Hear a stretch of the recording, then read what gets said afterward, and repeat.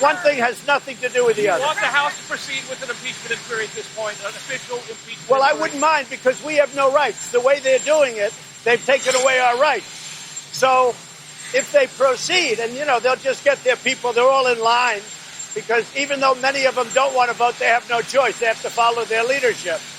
And then we'll get it to the Senate, and we're going to win. The Republicans have been very unified. This is the greatest witch hunt in the history of our country. So we beat the one that started immediately. We went through 2 years of Mueller, and that came out like a 10. It came out perfect. And a few days go by, and they start this nonsense. And this is just as ridiculous. So the Democrats, unfortunately, they have the votes. They can vote very easily, even though many of them don't believe they should do it.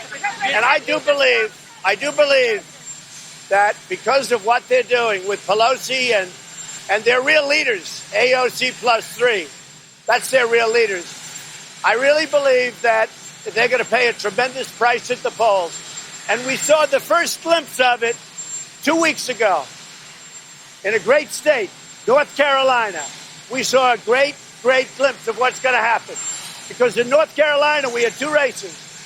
One gentleman, Dan Bishop, was down by 17 points with 3 weeks to go, and he won easily. And the other man, as you know, Greg Murphy, was up by a very little bit, and he won by a massive amount. I don't know, someplace in the 20% or something, maybe higher. So I think you got your first glimpse of what's going to happen. And the big key is that I have to campaign there. But if you look at what happened in North Carolina, 2 races, we won both of them, and we won them easily. And one was almost tied, and the other one was a big lead, and that one turned, and the tie became a landslide. Do you think it'll pass the House, or do you think it'll pass the House and die in the Senate? Well, I think this.